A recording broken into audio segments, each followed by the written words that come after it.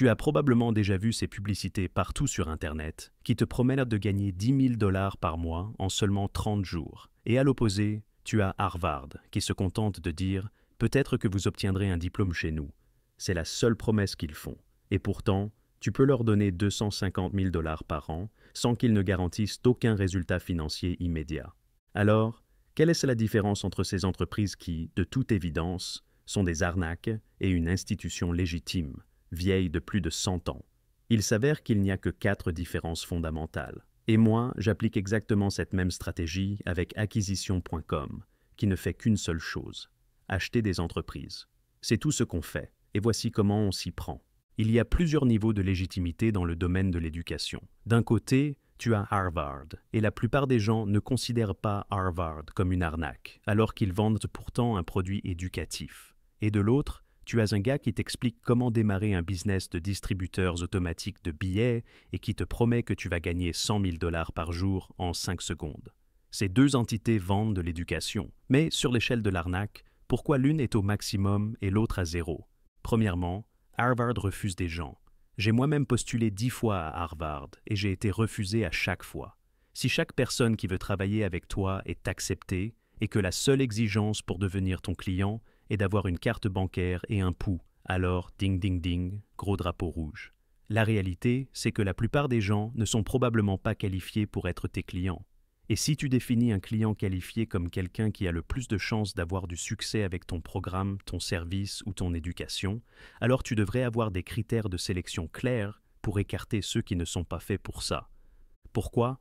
Parce que ces gens-là sont plus susceptibles d'être déçus, de te laisser de mauvais avis et de dire que tu es une arnaque. Or, tu peux éviter ça très facilement. Premièrement, en vendant uniquement à des clients qualifiés. Deuxièmement, Harvard ne donne jamais d'attente financière précise. Ils ne disent pas « Deviens diplômé de Harvard et commence à gagner de l'argent dès demain ». Il y a un délai entre le moment où tu commences et le moment où tu reçois leur validation et leur reconnaissance. Et soyons honnêtes, ce que Harvard vend vraiment, c'est cette reconnaissance de marque que tu peux ensuite afficher sur ton CV. Autre point important, Harvard ne met pas en avant des témoignages de diplômés en disant « J'ai été diplômé et j'ai décroché mon premier job à 185 000 $ chez Goldman Sachs ». Tu ne verras jamais ça sur leur site. En revanche, ce qu'ils publient, ce sont des données. Et ça, c'est énorme. Si tu ne suis pas les résultats de tes clients, si tu ne sais pas quel pourcentage d'entre eux réussissent après 30 jours, 60 jours, 90 jours, un an, alors tu risques de faire des promesses exagérées. Harvard, eux, publient les résultats des 20% les plus performants, la moyenne et la médiane des revenus des diplômés. Ils indiquent aussi dans quel secteur leurs étudiants trouvent du travail. Ce sont des chiffres concrets, basés sur des faits. Ils ne disent jamais « voici ce que tu peux espérer en 6 semaines ». Ils disent plutôt « il y a 4 ans, ces gens ont commencé chez nous, et voici où ils en sont aujourd'hui ». Ce que Harvard met en avant, ce ne sont pas les salaires, mais l'expérience, le réseau, les relations et le développement personnel. Et si, en lisant ça, tu te dis « oui, mais ce serait plus difficile de vendre un programme comme ça », eh bien c'est justement là tout l'intérêt. Parce que si tu fais ça correctement et que tu ne laisses entrer que des gens vraiment qualifiés, qu'est-ce qui se passe? Tu finis par bâtir une marque. Je discutais récemment avec mon voisin Jacob. Il me disait qu'il envisageait de créer une école de vente. Peu importe s'il le fait un jour ou non. Mais je lui ai expliqué que s'il voulait le faire correctement, il devait s'inspirer des vraies institutions. Parce qu'aujourd'hui, tout le monde veut lancer une école de vente. Il découvre la vente en high ticket, gagne 22 000 $ par mois et, aussitôt, ils vendent un programme expliquant comment faire pareil. Si tu veux faire ça sérieusement, il faut comprendre un autre point clé. Tu dois donner un maximum de contenu gratuit. C'est le 3e pilier. Oui, tu peux vendre de l'éducation. Mais la meilleure stratégie, c'est de donner tout le contenu de ton programme gratuitement et de monétiser l'implémentation.